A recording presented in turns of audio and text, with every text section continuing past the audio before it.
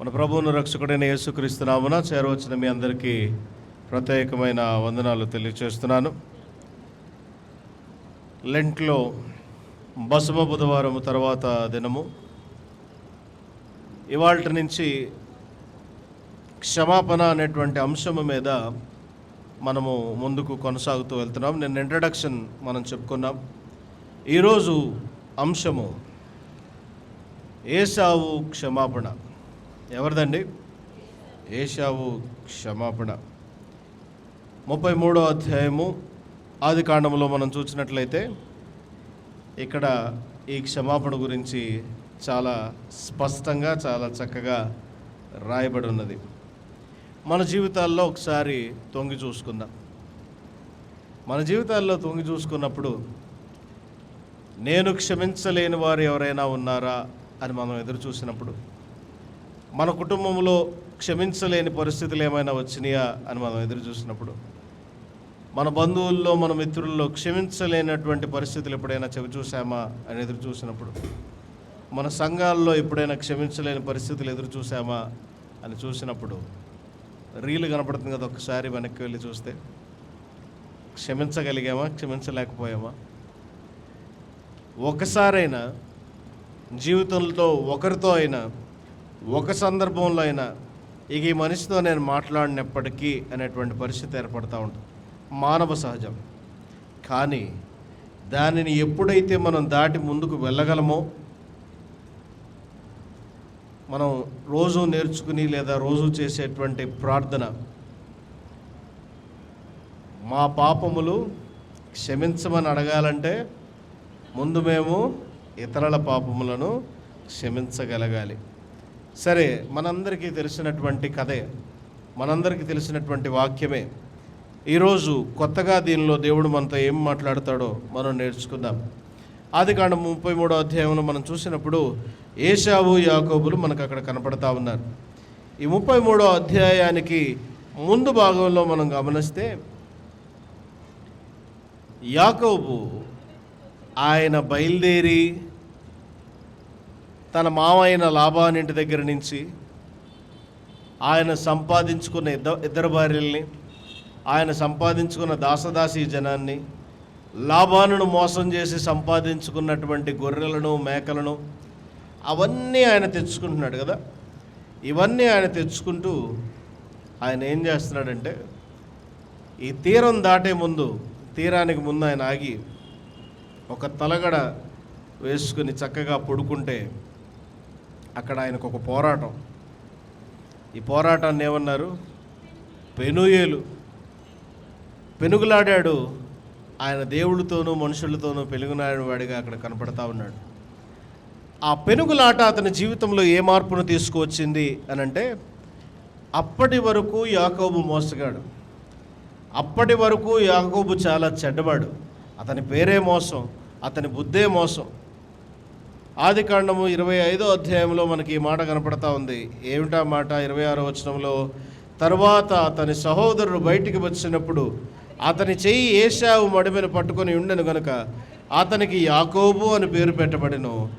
ఆమె వారిని కనినప్పుడు ఇస్సాకు 60 ఏండ్లవాడు.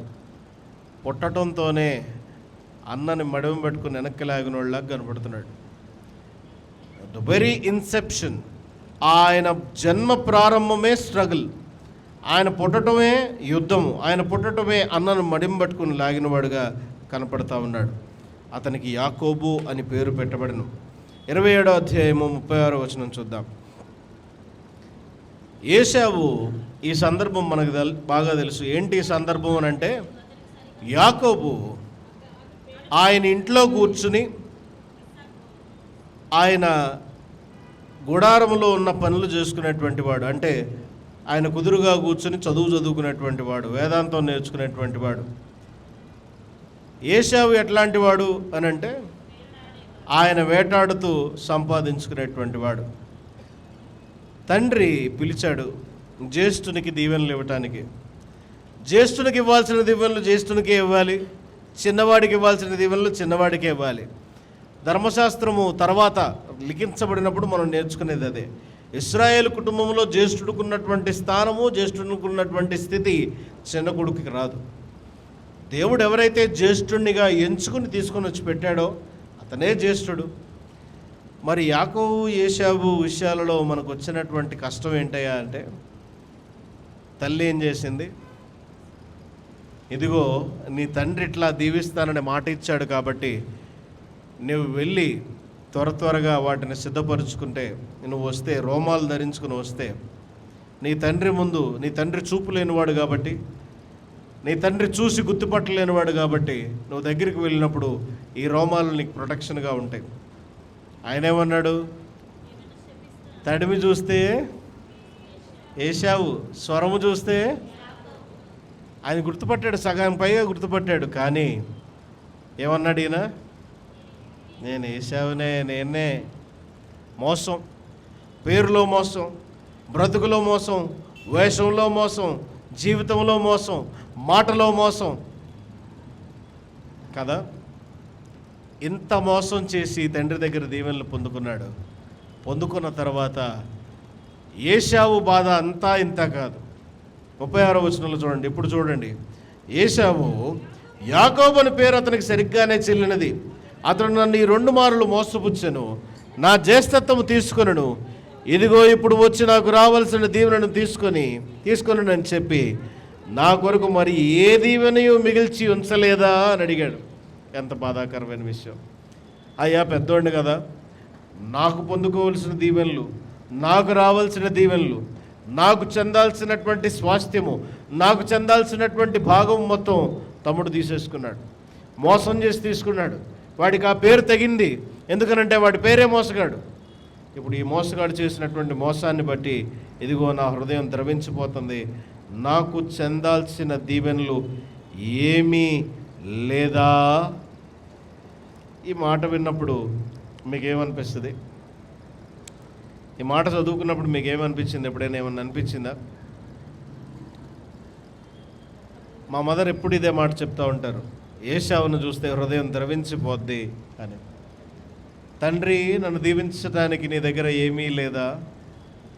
పొరపాటున మీ ఆస్తి అంతా ఒక కుమారుడికి రాసిన తర్వాత మీ చిన్నవాడు కానీ మీ చిన్న కూతురు కానీ వచ్చి, అమ్మా నాకేమీ లేదా? ఆస్తి దాకెందుకు ఒక చాక్లెట్ పంచేటప్పుడు వాడికి ఒక 10 రూపాయలు డైరీ మిల్క్ మొత్తం ఇచ్చేశారు. ఏమో పడుకుంది, లెగలేదని చెప్పి ఆమెకి ఏమీ ఇవ్వాల. నిద్ర లేచిన తర్వాత చాక్లెట్ వేఫర్ చూసి అడుగుతారు పిల్లలు. మా అమ్మాయి ఖచ్చితంగా అడుగుద్ది, మా చిన్నదే, నాకేమీ లేదా, మొత్తం మీరే తినేశారా? అడగరా పిల్లలు? నాకేమీ లేదా అన్నటువంటి ప్రశ్నకు ఈ స్థితిలో యాకోబు హృదయము, ఏశావు హృదయము గమనించి చూస్తే యాకోబు చాలా ట్రాన్స్పరెంట్గా ఉన్నట్టు కనపడుతున్నాడు, కానీ లోపలంతా కుళ్ళు కుషిద్ధం తప్ప ఏమీ లేదు. ఏశావు హృదయం ఎంతగా గాయపడింది అనంటే 27వ అధ్యాయం 41-42 వచనాలు చూడండి. తన తండ్రి యాకోబుకిచ్చిన దీవెన నిమిత్తము ఏశావు అతని మీద పగబట్టెను, మరియు ఏశావు, నా తండ్రిని గూర్చిన దుఃఖ దినములు సమీపంగా ఉన్నవి, అప్పుడు నా తమ్ముడైన యాకోబును చంపుదని అనుకున్నాను. ఎప్పుడు చంపుతాడంట? తండ్రి బ్రతికున్నంత వరకు వీడిని ముట్టుకొని. ఎందుకంటే వాడు చనిపోయినా తండ్రి హృదయం గాయపడుతుంది, వాడు చనిపోయినా తండ్రి హృదయం బాధపడుతుంది, వాడు చనిపోయిన తండ్రి హృదయం ఇంకా దుఃఖపడుతుంది, ఆయన జీవితం ఇక్కడితో ఎండైపోద్ది. కాబట్టి నేను ముట్టుకోను. రిబ్కా తన పెద్ద కుమారుడైన ఏశావు మాటలను గూర్చి వినినప్పుడు ఆమె తన చిన్న కుమారుడైన యాకోబును పిలువనంపి అతనితో ఇట్లనెను, ఇదిగో నీ అన్నయ్య అయిన ఏశావు నిన్ను చంపిదనని చెప్పి నిన్ను గూర్చి తను తాను ఓదార్చుకొనుచున్నాడు. మళ్ళీ రెండోసారి తల్లి తప్పించింది. మొదట దీవెన విషయంలో మోసం చేసింది, ఇప్పుడు తప్పించుకునే విషయంలో మోసం చేసింది. ఏశావు స్థాయిలో ఉండి ఆలోచించండి. తమ్ముడు చేసినటువంటి మోసం, తల్లి చేసినటువంటి మోసం, దీవెనల విషయంలో మోసం, తండ్రి దగ్గర నుంచి పొందుకోవాల్సిన దీవెన స్వాస్థ్యములో ఆయన కలిగినటువంటి నష్టం, ఆ హృదయాన్ని ఎంతగా గాయపరిచినాయి అంటే, నా తండ్రి దుఃఖ దినములు సమీపమైనప్పుడు నా జీవితంలో ఇంక వాడిని క్షమించను, అతన్ని నిశ్చయంగా చంపెదను అనుకున్నాడు. 32వ అధ్యాయంలో మనం చూసినప్పుడు యాకోబు పట్ల దేవుని చిత్తం వేరుగా ఉన్నది.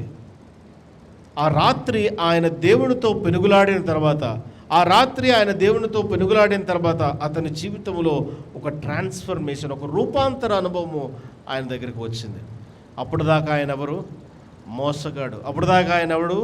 వేషగాడు. అప్పుడు దాకా ఆయన ఎవరు? దుర్మార్గుడు. అప్పుడు దాకా ఆయన ఎవరు? లాభాలను మోసం చేసినవాడు, అన్నను మోసం చేసినవాడు, తండ్రిని మోసం చేసినవాడు. ఎన్ని పేర్లు ఉన్నాయి ఆయనకి? ఎవరి దగ్గర సరిగ్గా ఉన్నాడు? అందరినీ మోసం చేసినవాడే. ఇంతటి మోసగాని యొక్క జీవితము ఒక్క రాత్రిలో దేవుడు మార్చేశాడు.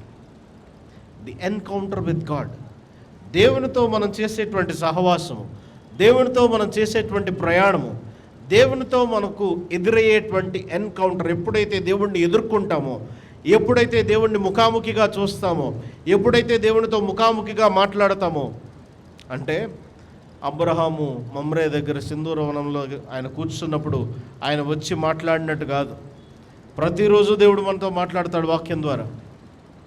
నువ్వు ప్రార్థన చేసినప్పుడు ప్రతిరోజు దేవుడు నీతో మాట్లాడతాడు. ఈ ఎన్కౌంటర్ మీ జీవితాన్ని మారుస్తూ ఉంటుంది. యాకోబు జీవితాన్ని అయితే అది చాలా గొప్పగా మార్చింది. 29వ అధ్యాయంలో కూడా తర్వాత చూడండి. ఈ అధ్యాయంలో మనం చూసినప్పుడు దేవుడు తనకు ఒక ప్రామిస్ చేస్తూ ఉన్నాడు. యాకోబుకు ఒక గొప్ప ప్రామిస్ చేస్తున్నాడు. నీ తదనంతరము నీ పిల్లలకి నేను స్వాస్థ్యం ఇద్దామని అనుకుంటున్నాను. నీ పిల్లలు కూడా ఎట్లా ఉంటారంటే ఆకాశ నక్షత్రాల వలె, భూమి మీద ఉన్నటువంటి ఇసుక రేణువుల వలె లెక్కింపజాలని విస్తారమైన స్వాస్థ్యాన్ని, బిడ్డలను నీకు నేను అనుగ్రహిస్తాను. అలాంటి దీవెన దేవుడు మన జీవితంలో ఇస్తే మన హృదయంలో ఉంటుందా ఉండదా? ఒకవేళ దేవుడు ప్రామిస్ చేస్తే, ఇలాంటి ప్రామిసే దేవుడు మన జీవితంలో చేస్తే ఆ ప్రామిస్ను గుర్తుంచుకుంటాము, గుర్తుంచుకోమా? యాకోబుకి ఈ ప్రామిస్ గుర్తులేదు. యాకోబుకి ఈ ప్రామిస్ గుర్తులేదు. ఎక్కడ మర్చిపోయాడో చూద్దాం.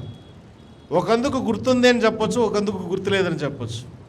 33వ అధ్యాయంలో చూద్దాం. యాకోబు కన్నులెత్తి ఏశావును చూస్తున్నాడు. దీని ముందు జరిగిన విషయము, ఏశావును చూడటానికి, ఏశావును ఎదుర్కోవటానికి, ఏశావుతో మాట్లాడటానికి ఆయన బయలుదేరి వెళ్ళాలంటే ముందు ఈయన దేవుణ్ణి ప్రార్థన చేస్తున్నాడు. 10వ వచనం చూడండి 32వ అధ్యాయంలో. నీవు నీ సేవకునికి చేసినటువంటి సమస్తమైన ఉపకారములకును సమస్తమైన సత్యమునకును అపాత్రుడను.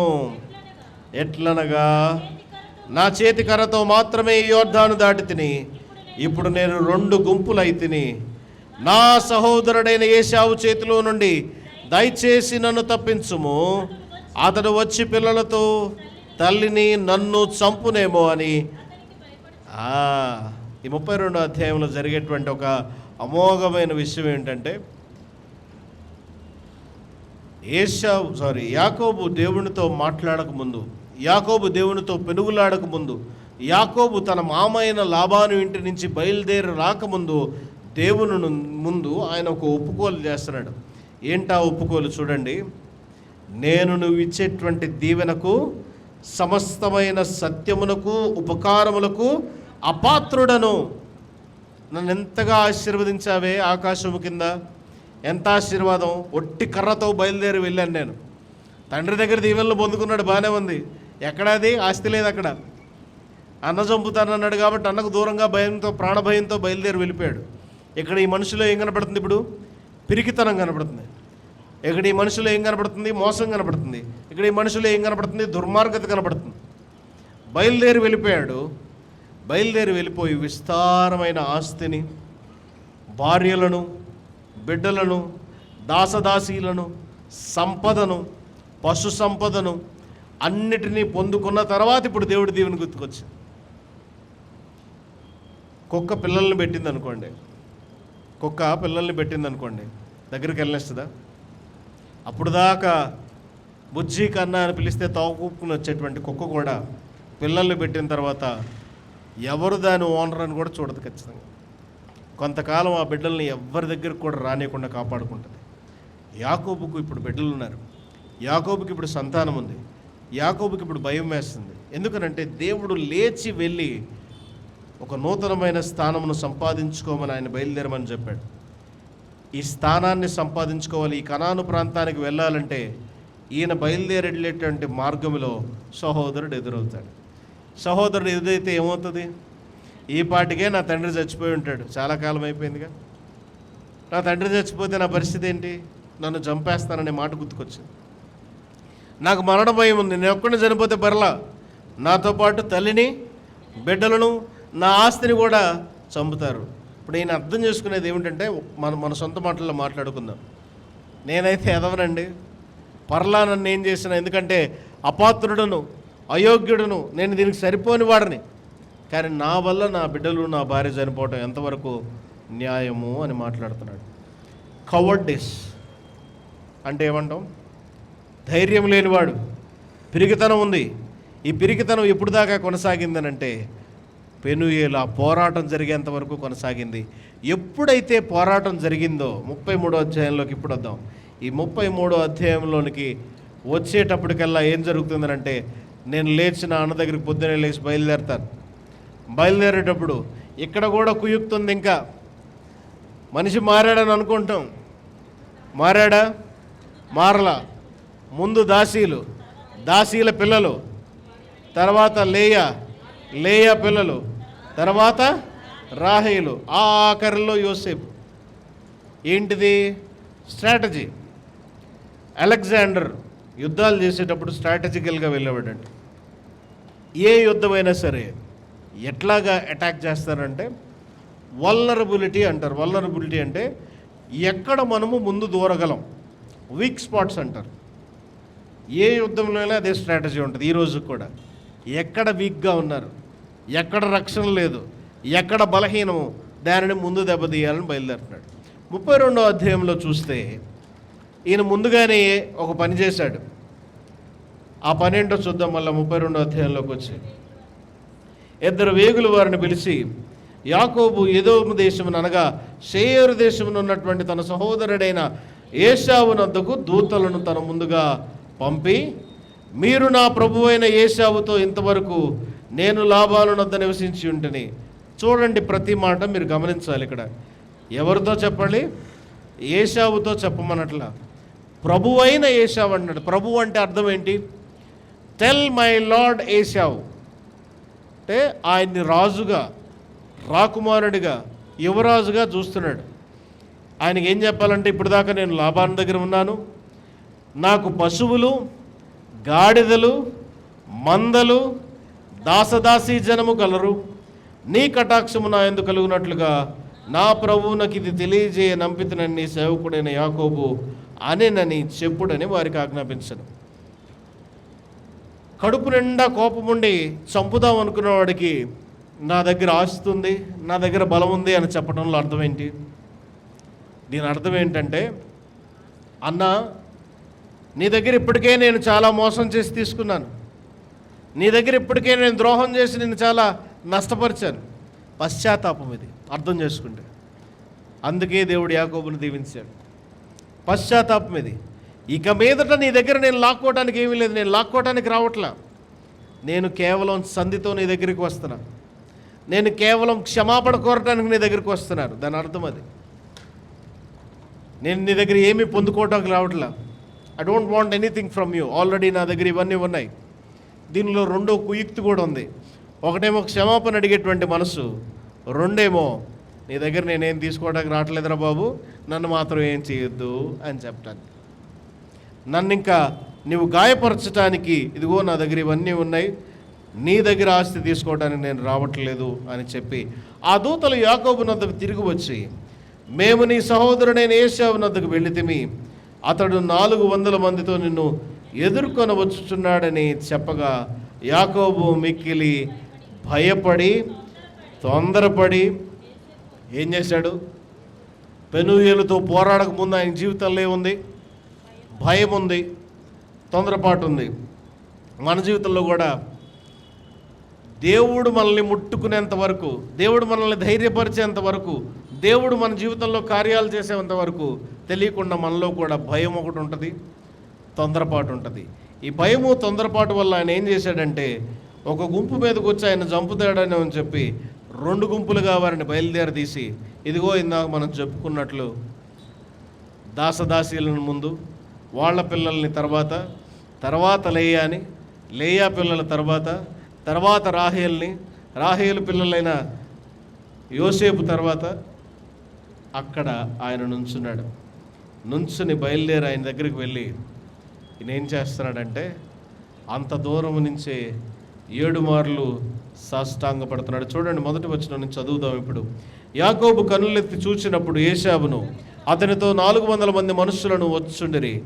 అప్పుడు అతడు తన పిల్లలను లేయా రాహేలు ఇద్దరు దాసీలకును పంచి అప్పగించెను. అతడు ముందర దాసీలను, వారి పిల్లలను, వారి వెనక లేయాను, ఆమె పిల్లలను, ఆ వెనక రాహేలను ఉంచెను. తాను వారి ముందర, ఇప్పుడు ఎక్కడ నడుస్తున్నాడు? వారికి అందే ముందుగా నడుస్తున్నాడు. ఇప్పుడు దాకా ఆయనకు భయం ఉంది. ఈ గుంపులలో వెనకాల నేను నడుద్దామని అనుకున్నాడు. ఈ గుంపులలో నేను సేఫ్గా ఉంటాను. ముందు దాసీలను వచ్చి చంపేసిన, లేయాని వచ్చి చంపేసిన, ఆఖరిలో రాహేలను చంపేసిన, అప్పుడు నేను ఉంటాను అనుకున్నాడు. ఎప్పుడైతే ప్రార్థన చేశాడో తన హృదయం మారింది. ఎప్పుడైతే దేవుడితో పెనుగులాడాడో తన హృదయం మారింది. ఎప్పుడైతే దేవుడితో ఎన్కౌంటర్ చేశాడో తన జీవితం మారింది. వెనెవర్ వి ఎన్కౌంటర్ గాడ్, ఎప్పుడైతే దేవుణ్ణి మనం ఎదుర్కొంటామో, ఎప్పుడైతే ముఖాముఖిగా దేవునితో ప్రతిరోజు ప్రార్థనలోకి వస్తామో, ఎప్పుడైతే దేవుణ్ణి సంపూర్ణంగా తెలుసుకుంటామో మన జీవితం మారిపోద్ది. నువ్వు మోసగాడివైనా పర్లేదు, నువ్వు మోసగత్తమైనా పర్లేదు, నీ జీవితం బాగోపోయినా పర్లేదు, దేవునికి నీవు అవకాశం ఇచ్చి నీ జీవితంలో మార్పు కోసం ఎదురు చూసినప్పుడు, అది ఎటువంటి మోసగాడైనా సరే ఆ మోసగాడిలో నుంచి దేనిలోకి తీసుకొస్తున్నాడు? ఆయన పేరేంటి ఇప్పుడు? ఇశ్రాయేలు.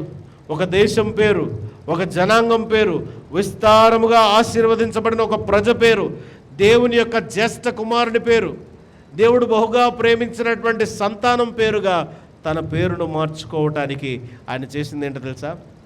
చిత్తం ప్రభువా. ఏంటది? చిత్తం ప్రభువా. పోరాడాడు, ఆయన్ని దాటనీ లేదు. నీ పేరేంటని అడుగుతున్నాడు, ఆయనతో పోరాడుతున్నాడు.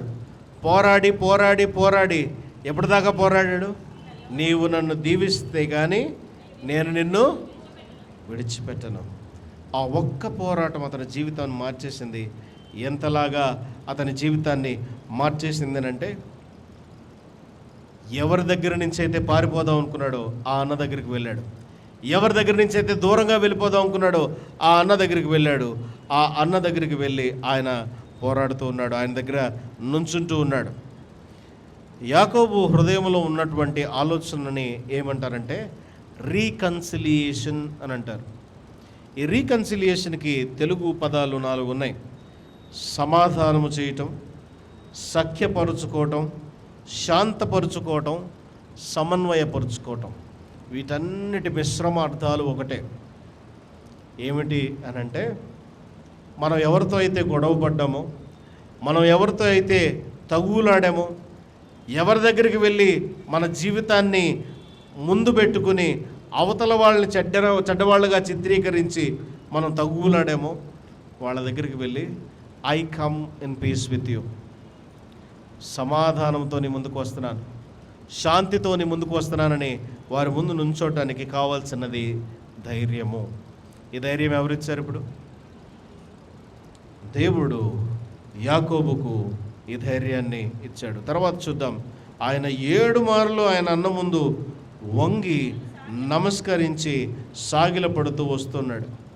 ఈ 7 మార్లు సాగిలపడటానికి వెనకాల ఉన్నటువంటి అర్థము ఏమిటి అని అంటే, ఆయన కేవలం క్షమాపణ మాత్రమే అడగట్ల. సాధారణంగా ఓరియంటల్ ప్లేసెస్ అంటే వెస్ట్లో ఉన్నటువంటి, ఈస్ట్లో ఉన్నటువంటి ప్లేసెస్, ఏన్షియంట్ నియర్ ఈస్ట్ అంటారు. అంటే ఈరోజు దుబాయ్, అరబ్, ఇరాన్, ఇరాక్ ఇట్లాంటి ప్రాంతాలండి. ఎవరైనా సాగిల పడుతున్నారంటే దాని అర్థం ఏమిటంటే, అయ్యా నీవు ప్రభువు, నేను దాసుడును. మన తెలుగు భాషలో చెప్పాలంటే నీ బానిసను దొర. తెలంగాణలో అంటారు కదా బాంచన్ దొర అని. నీ బానిసను దొర అని ఒప్పుకుంటున్నాడు. ఎన్నిసార్లు ఒప్పుకున్నాడు? 7 మార్లు ఒప్పుకుంటున్నాడు. ఈయన 7 మార్లు చేస్తే ఈయన వెనకాల వచ్చేటువంటి గుంపంతా కూడా ఆయనను అనుసరించి దాసదాసీలు 7 సార్లు మొక్కారు. లేయా పిల్లలు 7 సార్లు మొక్కారు.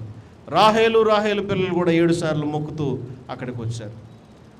ఒక్క మనిషి క్షమాపణ కోరుతుంటే, గమనిస్తున్నారు ఇక్కడ, ఒక్క మనిషి మనస్సు మార్చుకుని నేను తప్పు చేశాను, నాది తప్పయింది, దేవుడు నాకు తెలియజేశాడు అని క్షమించమని అడగటానికి ఈ వెనకాల ఉన్నటువంటి ఎన్ని 100 మంది ఉన్నారో అన్ని 100 మంది కూడా క్షమించమని అడుగుతూ ఉన్నారు. మనకుందా అంతటి ధైర్యం? మనకుందా అంతటి ధైర్యం? ఎవరి కుటుంబాల్లో లేవండి గొడవలు? అందరి కుటుంబాల్లో ఉన్నాయి. కానీ ఈ గొడవలు జరిగినప్పుడు ఏమవుతుందనంటే వి టేక్ సైడ్స్, జతలేసుకుంటాం. అరే నేను మాట్లాడరా, నువ్వు కూడా మాట్లాడటం ఆపేసి. అరే నేను మాట్లాడరా, ఇంక నీతో మొత్తం మన కుటుంబం అంతా గడపడ తొక్కడానికి వీల్లేదు కదా. విన్నామా? జరిగినాయి మన కుటుంబాల్లో. జరగనట్టు మనం ఉండకూడదు, అందరి కుటుంబాల్లో జరిగినాయి. ఇంకా అసలు మనం వాళ్ళు గడప తొక్కొద్దు, ఇంక మనం వాళ్ళ ఇంటికి వెళ్ళొద్దు, ఇంక మనం వాళ్ళతో మాట్లాడొద్దు. ఇక్కడ యాకోబు తీసుకున్నటువంటి నిర్ణయము తను తీసుకోవటం మాత్రమే కాకుండా వెనకాల ఉన్న వాళ్ళకి అలవాటు చేస్తున్నాడు. I come in peace with you. ఈయనకిచ్చినటువంటి దీవెన ఏంటి? ఈయనకిచ్చినటువంటి స్వాస్థ్యం ఏమిటి? దేవుడిచ్చినటువంటి దీవెన ఎట్లాంటి దీవెనకి? నీ సంతానాన్ని లెక్కకు విస్తారమైన సంతానంగా చేస్తాను. ఎప్పుడూ కూడా ఏశావు సంతానం నీకంటే గొప్పగా ఉంటుందా తక్కువ ఉంటుందా? నీవు వారికంటే పైచేయిగా ఉంటావని ఆయనకు వచ్చినటువంటి దీవెన. అంత దీవెన పొందుకుని ఏం చేస్తున్నాడు ఆయన? అంత దీవెన పొందుకుని కూడా 7 మార్లు వంగుతూ సాగిలపడుతూ నమస్కరిస్తూ ఆయన వైపు చూస్తూ ఉన్నాడు. ఈ చూసిన వెంటనే అక్కడ చూడండి 4వ వచనము, అప్పుడు ఏశావు అతని ఎదుర్కొన పరిగెత్తి అతనిని కౌగిలించుకుని అతని మెడ మీద ముద్దు పెట్టుకొనెను. వారిద్దరూ కన్నీరు విడిచిరి. ఏం చేశాడంట? అంత దూరంలో ఉన్నాడు తమ్ముడు. ముందు రోజే వార్త పంపించాడు. ఏమని పంపించాడు? నా పిల్లలతో దాసదాసులతో ఇదిగో బోళ్ళంత గిఫ్ట్ పట్టుకుని నేను నీ దగ్గరికి వస్తున్నాను. ముందే సంధి కోసం పంపిస్తే ఆయనేమో 400 మందితో ఆయన ఎదుర్కొని వస్తున్నాడు, నీ వైపే జీవితం అని అన్నాడు. తొందరపాటు భయం ఉన్నటువంటి వ్యక్తి ధైర్యంతో వెళ్తున్నాడు. ఇప్పుడు ఏ ధైర్యం ఇది? దేవుడిచ్చిన ధైర్యము. ఏ నెమ్మది ఇది? దేవుడిచ్చిన నెమ్మది. దేవుడిచ్చిన నెమ్మదితోనూ, దేవుడిచ్చిన ధైర్యంతోనూ, దేవుడిచ్చిన సమాధానంతోనూ ఎదుర్కొని వెళ్తున్నాడు. ప్రియ సంగమా, ఈరోజు మన కుటుంబాల్లో ఆ సమాధానం ఉండకపోవచ్చు. ఆ సమాధానం కోసం తాపత్రయపడితే ఎట్లా ఉంటుందో తెలుసా? ఆ సమాధానం కోసం తాపత్రయపడితే ఎట్లా ఉంటుందో తెలుసా? ఎవరు వస్తున్నారు ఎదురు? తమ్ముడిని చంపాలనుకున్నాడు వస్తున్నాడు. తమ్ముడి జీవితం ముగించేద్దామని అనుకున్నాడు వస్తున్నాడు. వచ్చి ఆయన ఏం చేశాడు? ఈయన్ని ఎదుర్కోవడానికి ఆయనే పరిగెత్తుకుని ముందుకు వెళ్తున్నాడు. ఆయన ఎదుర్కోవడానికి ఈయనే పరిగెత్తుకుని ముందుకు వెళ్తున్నాడు. ఆ పరిగెత్తుకుని వెళ్ళటానికి కావాల్సినటువంటి ప్రేమ ఏం ప్రేమో తెలుసా? దైవ ప్రేమ కావాలి, క్రీస్తు ప్రేమ కావాలి. తప్పిపోయిన కుమారుని కథ మనం చదువుకున్నాం కదా. నేను లేచి నా తండ్రి వద్దకు వెళ్ళి, తండ్రి నేను పరలోకముగాను నీ ఎదుటను పాపం చేశాను, ఇక మీదట నీ కుమారుని అనిపించుకుంటూ యోగ్యుడను కాను అని చెప్పేదని అనుకుని ఆయన బయలుదేరినప్పుడు తండ్రి పైనుంచి అంత దూరంలో కుమారుని చూసి అతని మెడ మీద పడి ముద్దు పెట్టుకొని, అసలు ఆ మాట చదువుతూ ఉంటే హృదయం ఒకలాంటి సంతోషం వచ్చింది నాకైతే. వాళ్ళ తప్పు చేసింది వీడు, యోగ్యత లేని వీడికి, మూర్ఖత వీళ్ళలో ఉంది, మోసం వీళ్ళలో ఉంది, దోషం వీళ్ళలో ఉంది, పాపం వీళ్ళలో ఉంది. కానీ క్షమించడానికి పరిగెత్తింది ఎవరు? తండ్రి పరిగెత్తాడు. ఏశావు హృదయంలో చంపేసేంత కోపం ఉంది, ఏశావు హృదయంలో చంపేసేంత ద్వేషం ఉంది. ముందు పరిగెత్తుకుని వెళ్ళి ముద్దు పెట్టింది ఎవరు? ఏశావు. ఈ కథలో హీరో ఎవరు చెప్పండి? దేవుడు హీరో. సారీ, మీరు ఏశావు చెప్పారు, హ్యూమన్ హీరో ఏశావే, కానీ దేవుడే హీరో. ఎందుకనంటే యాకోబు చరిత్ర మనం చదువుకున్నాం. యాకోబు ఏ హృదయంతో వెళ్ళాడో మనం చెప్పుకుంటున్నాం. యాకోబు ఏ మనస్తత్వంతో వెళ్ళాడో మనం చెప్పుకుంటున్నాం. ఇన్నేళ్లుగా రగిలిపోతున్న ఏశావు హృదయం ఎలా మారిందో మనం ఎవరికీ తెలియదు కదా. ఎప్పుడైనా ఆలోచించామా? ఇన్నేళ్లుగా పగతో రగిలిపోతున్న ఏశావు ఎట్లా మారాడు? God's intervention. దేవుడు ఆయన హృదయాన్ని మార్చాడు. ఆంటీ చెప్పారు, యాకోబు ప్రార్థన చేశాడు 32:10 నా సహోదరుడి వలన నాకు ఎటువంటి మరణం రానియకుండా సహాయము చేయమని. అది నిజమే. బట్ తన హృదయాన్ని కఠినపరుచుకొనక క్షమించానులే పోరా అని అనొచ్చు ఆ ప్రార్థనకి. కానీ ఎట్లాంటి మారు మనసు అది? తానే ముందుగా పరిగెత్తుకుని వెళ్ళి తమ్ముడిని కౌగిలించుకొని ముద్దు పెట్టుకొని, చూడండి, అప్పుడు ఏశావు అతన్ని ఎదుర్కొని పరిగెత్తి అతను కౌగిలించుకొని అతని మెడ మీద పడి ముద్దు పెట్టుకున్నాడు. వారిద్దరూ కన్నీరు విడిచిరి. ఏశావు కన్నులెత్తి ఆ స్త్రీలను పిల్లలను చూచి, వీరు నీకేమి కావాలని అడిగినందుకు అతడు, వీరు దేవుడు నీ సేవకునికి దయచేసిన పిల్లలే అని చెప్పాను. Acknowledging the blessings of God. అన్నను కలుసుకున్నప్పుడు మొదటి మాట ఎవరి గురించి చెప్పాడు? దేవుడు నా జీవితంలో చేసిన మేలును బట్టి ఇదిగో ఇది జరిగిందని. ఇక్కడ క్షమాపణ స్టోరీ మాత్రమే కాదు, ఎప్పుడు మనం జీవితంలో దేవుడు మనం చేసిన మేలు ఎదుటివారికి ఎన్ని సందర్భాల్లో చెప్తాం, ఎన్ని సందర్భాల్లో మనం చూపిస్తాం, మన సొంత వాళ్ళకి ఎన్ని సందర్భాల్లో మనం దేవుని గురించి చూపించే వారంగా ఉన్నాం. మనం కుటుంబాల్లో కలుసుకున్నప్పుడు, మన కుటుంబాల్లో మాట్లాడుకునేటప్పుడు, క్రిస్మస్ కావచ్చు, ఈస్టర్ కావచ్చు, పండగలు కావచ్చు, నలుగురు కూర్చున్నారంటే ఏం మాటలు వస్తాయి? అక్క చీర ఎక్కడ కొన్నావు, చెల్ల నగ ఎక్కడ కొన్నావు, బాబు షూస్ ఎక్కడ కొనుక్కున్నావు. నేనైతే అది అడుగుతా ఉన్నాను, షూస్ ఎక్కడ కొన్నారు, వాచ్లు ఎక్కడ కొన్నారు, బైక్ ఎక్కడ కొన్నారు. మనం మాట్లాడే మాటలు మన అంతరంగాన్ని, మన మనస్తత్వాన్ని చూపిస్తూ ఉంటాయి. ఇక్కడ యాకోబు కంప్లీట్గా రూపాంతర పొందిన అనుభవం యాకోబులో ఇక్కడ కనపడతా ఉంది. ప్రభువు లేదా దేవుడు నీ సేవకునికి దయచేసిన పిల్లలు. ఎక్కడ కూడా ఆయన వినమ్రత వదిలిపెట్టట్లా. ఎవరి మీద ఉన్నటువంటి ప్రేమ? అన్న మీద ఉన్నటువంటి ప్రేమ, ఏశావు మీద ఉన్న ప్రేమ, ఏశావు మీద ఉన్నటువంటి సబ్స్టిట్యూట్ లవ్. ఎట్లాంటి మాట అంటున్నాడంటే, ఇదిగో నీ దాసుడినే నేను ఎప్పటికీ అని. ఆ తర్వాత చూడండి, అప్పుడు ఆ దాసీలను వారి పిల్లలకు నువ్వు దగ్గరికి వచ్చి సాగిలపడరి, లేయాయు ఆమె పిల్లల దగ్గరికి వచ్చి సాగిలపడరి. ఆ తర్వాత యోసేపును రాహేలును దగ్గరికి వచ్చి సాగిలపడరి. ఏశావు నాకు ఎదురుగా వచ్చిన ఈ కుంపంతయు ఎందుకని అడిగారు. ఏమడిగాడు? సర్లేరా బాబు, ఈయన జోకేస్తున్నాడు ఇప్పుడు ఏశావు. అది బాగానే ఉందిలేరా, నువ్వు ఒక్కడవే కాదు, ఏంటి కుంపంత ఏంటి, ఎందుకు ఇదంత బాధ, ఏంటి బాధ అని అడిగితే ఆయన అంటున్నాడు, ప్రభు కటాక్షము నా మీద వచ్చుటకే. ఎవరు ఈ ప్రభు? అయ్యా నీ దయ నా మీద కావాలయ్యా, నీ దయ నా మీద కావాలయ్యా అని ఎందుకు అంటున్నాడో తెలుసా? ఈయన వెనకాల చాలా ఆస్తి తీసుకొచ్చాడు. ఈ ఆస్తిని అన్నను తీసుకోమన్నాడు. కింద చూద్దాం. అప్పుడు ఏశావు, సహోదరుడా, నాకు కావాల్సినంత ఉన్నది, నీది నీవే ఉంచుకోమని చెప్పాను. ఇప్పుడు చెప్పండి ఆంటీ, ప్రార్థన మనిషిని మార్చొచ్చు. ఎదురుగా గిఫ్ట్ ఇస్తున్నా తీసుకోనంత ప్రేమ ఎక్కడి నుంచి వచ్చింది? లోపల తమ్ముడి మీద ప్రేమ లేనిదే అది జరగదు కదా. ఎంతగా ప్రేమించాడంటే, దేవుని ప్రార్థన చేయటం వలన అతని హృదయం మారింది నిజమే, కానీ స్వతహాగా అతనిలో ప్రేమ దేవుడు పుట్టించాడు. ఎంత ప్రేమను పుట్టించాడంటే, ఏశావుకున్నటువంటి మనసు యేసుక్రీస్తుకున్నటువంటి మనసు. ఏశావుకున్నటువంటి మనసు తప్పిపోయిన కుమారుని తండ్రి చేర్చుకునేటువంటి మనసు. ఏశావుకున్నటువంటి మనసు ఎంత మోసపోయినా, ఎంత నష్టపోయినా, ఎంత తప్పించుకున్నా, ఎంత కాదనుకున్నా, ఎదురుగా వస్తున్న గిఫ్ట్ను కూడా ఆయన ఏమన్నాడు?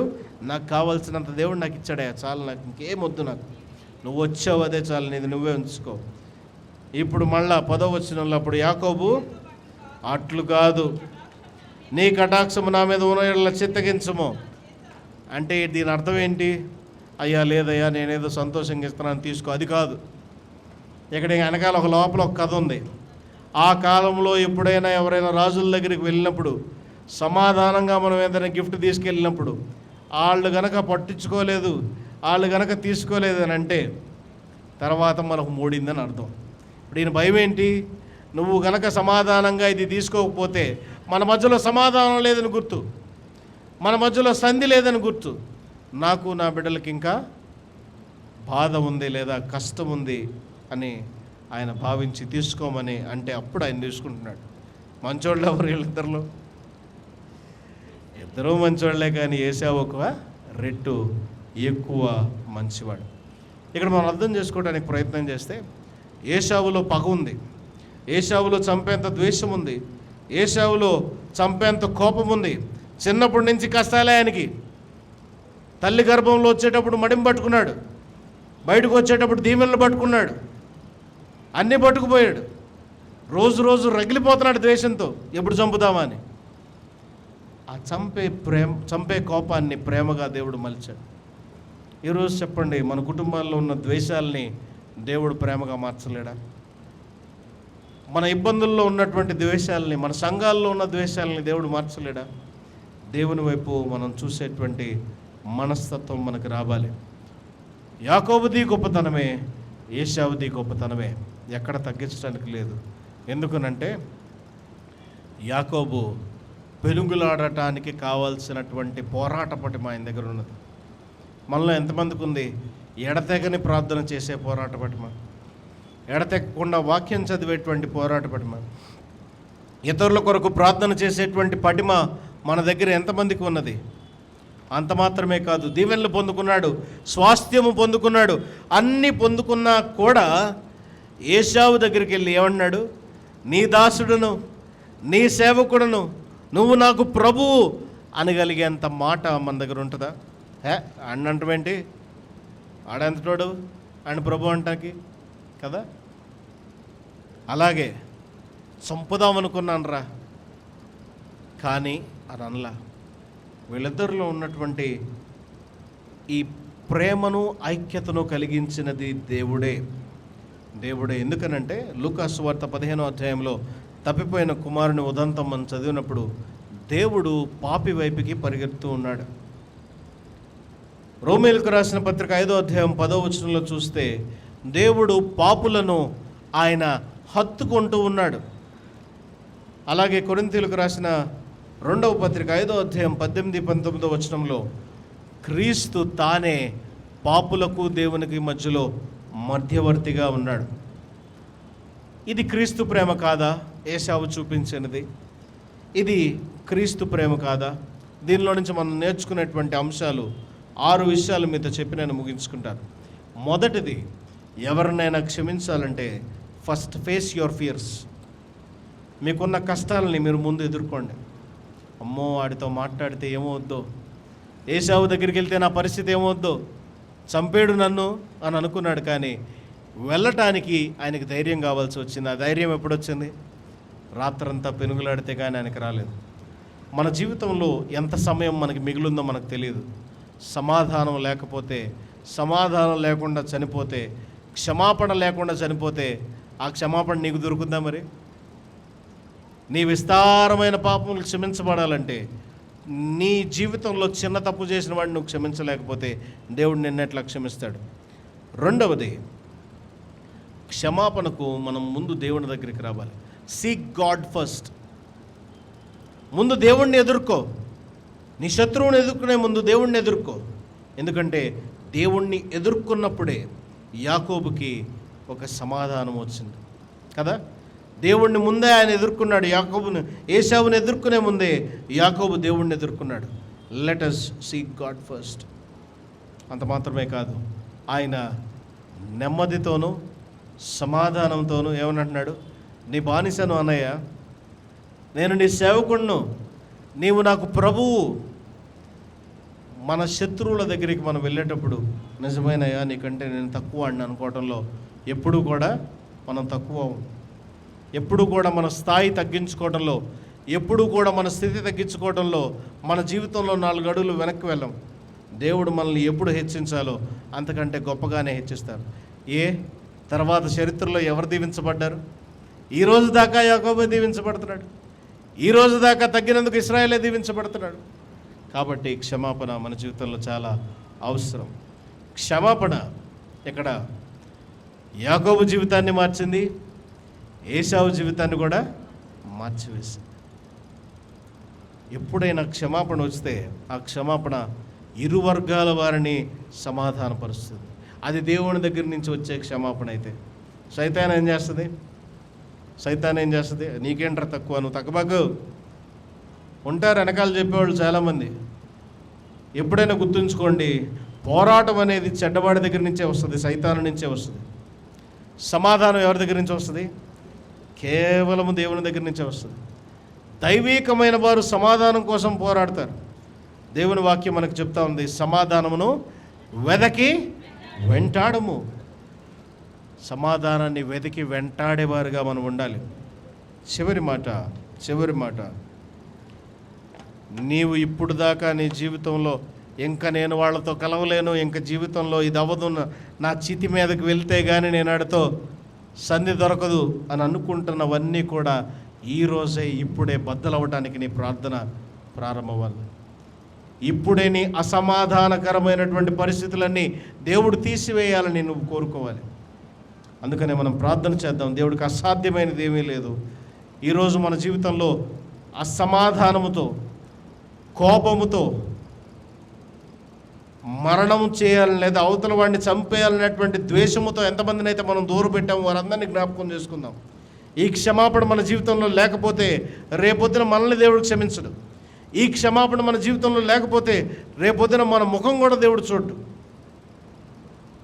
క్రైస్తవులు అని చెప్పుకుంటూ, క్రీస్తును ఎరిగిన వారమని చెప్పుకుంటూ క్షమించలేని హృదయంతో మనం ఉన్నామో ఒకసారి పరిశీలన చేసుకుందాం, ప్రార్థన చేసుకుందాం. దయగల దేవా, కృపగల తండ్రి, పరిశుద్ధుడా, సజీవుడా, స్తోత్రార్హుడా, ఘనమైన దేవా, నీ పరిశుద్ధ నామం బట్టి మీకు వందనాలు. ఈ రాత్రి వేళ తండ్రి, ఏశావు ఏ రీతిగా అయితే యాకోబును క్షమించటానికి నాయన ఒక 2 రెట్లు ముందే ఆయన పరిగెత్తుకుంటూ వెళ్ళి ఆయన మెడ మీద పడి ముద్దు పెట్టుకున్నాడు, క్రీస్తు ఏ రీతిగా అయితే తన ఎడల దోషము చేసిన వారిని, పాపులను, అపరాధము చేసిన వారిని ముద్దు పెట్టుకోవటానికి ఆయన పరిగెత్తున్నాడు, అటువంటి ప్రేమ ఏశావు జీవితంలో చూశాం. ఓ దేవా, మమ్మల్ని గాయపరిచిన వారిని, మా మీద చెడ్డ మాటలు పలికిన వారిని, మా ఎడల అపరాధం చేసిన వారిని, మా హృదయాలను గాయపరిచిన వారిని, మా కుటుంబాలను మోసం చేసిన వారిని, మా కుటుంబాలను గాయపరిచిన వారిని, మా సంఘమును ప్రభా గాయపరిచిన వారిని, మా పరిస్థితులను గాయపరిచిన వారిని క్షమించేటువంటి మనస్సు మాకు దయచేయండి ప్రభువా. క్రీస్తు యొక్క ఆత్మ క్షమించేటువంటి ఆత్మ. ఆత్మ లేనివాడు నీవాడు కాదు, క్షమాపణ లేనివాడు నీవాడు కాదు. ఈ రాత్రి వేళని సంఘంలో మేము ప్రార్థన చేస్తున్నాం ప్రభువా. నీ ఆత్మచేత మమ్మల్ని ప్రేరేపించి మా శత్రువులు సైతం ప్రభువా క్షమించేటువంటి మనస్సు మాకు దయచేయండి. ఇదిగో ప్రభువా, మమ్మల్ని ఎంతగా ప్రేమిస్తున్నావో మా శత్రువులను కూడా అంతగానే ప్రేమించేటువంటి దేవుడు ప్రభువా. నీవు పాపిని ప్రేమించావు కానీ పాపాన్ని ప్రేమించలేదు. పాపాన్ని విడిచిపెట్టి ప్రభువా క్షమాపణ కలిగిన వారముగా, ఇహలోకములో కొట్టుకోపోయేటువంటి వారముగా కాకుండా తండ్రి, ఏశావు మరణము చెందించాలన్నంతటువంటి కోపము, ద్వేషము కలిగిన వాడైనప్పటికీ నీ వైపుకు చూశాడు తండ్రి. తన హృదయంలో ఒక పరివర్తన నీవు కలిగించావు. యాకోబు మోసగాడు తండ్రి, యాకోబు జీవితంలో గొప్ప పరివర్తన దయచేశావు. మా హృదయంలో మోసము, కుళ్ళు, కుతంత్రము, కుష్టు, మకిలి అంతటినీ యేసునామములో కొట్టివేయండి ప్రభువా. నాయన, మా జీవితంలో సమాధానం దయచేయండి, మా జీవితంలో రూపాంతర అనుభవం దయచేయండి. యాకోబు చెందినటువంటి రూపాంతర అనుభవం, ఏశావుకు వచ్చినటువంటి ప్రేమ కలిగినటువంటి అనుభవం మాకు దయచేయండి. మా సంఘాలలో ప్రభువా అసమాధానం యేసునామములో కొట్టివేయండి ప్రభువా. విస్తృతమైన ప్రభువా సంఘాలన్నిటిలో ప్రభువా సంఘాలు, అనేక సంఘాలలో గలిబిలుంది, అనేక సంఘాలలో అసమాధానం ఉంది. యేసునామములో ఈ గలిబిలంతటినీ కొట్టివేయండి. నీ సమాధాన స్థితిని ప్రభువా ప్రతి సంఘములో దయచేసి సార్వత్రిక సంఘమంతా ప్రభువా నిన్ను ఆరాధిస్తుండగా, నిన్ను మహింపరుస్తుండగా, ఓ దేవా నిన్ను గణపరుస్తూ ఉండగా ఈ భూమి మీద తండ్రి సంతోషము, సమాధానము ప్రభువా ఐక్యత వర్ధిల్లినట్లు సహాయం చేయండి. నీ చేతులకే మమ్మల్ని మేము అప్పచెప్పుకుంటున్నాం. ఈ రాత్రి వేళ నీ కృపకు, నీ ప్రాపకు, నీ దయకు మమ్మల్ని అప్పచెప్పుకున్నాం. వచ్చిన ప్రతి ఒక్కరిని దీవించండి. వారి వారి హృదయంలో సమాధానం దయచేయండి, వారి వారి కుటుంబాలలో సమాధానం దయచేయండి. మేము క్షమించలేని వారిని క్షమించటానికి ప్రభువా మా హృదయాలను తండ్రి మరులు కొల్పమని నీ చేతులకే మమ్మల్ని మేము అప్పచెప్పుకుంటూ యేసు నామమున ఈ ప్రార్థన మిక్కిలి వినయంతో అడిగి పెట్టుకుంటున్నాం తండ్రి. ఆమేన్.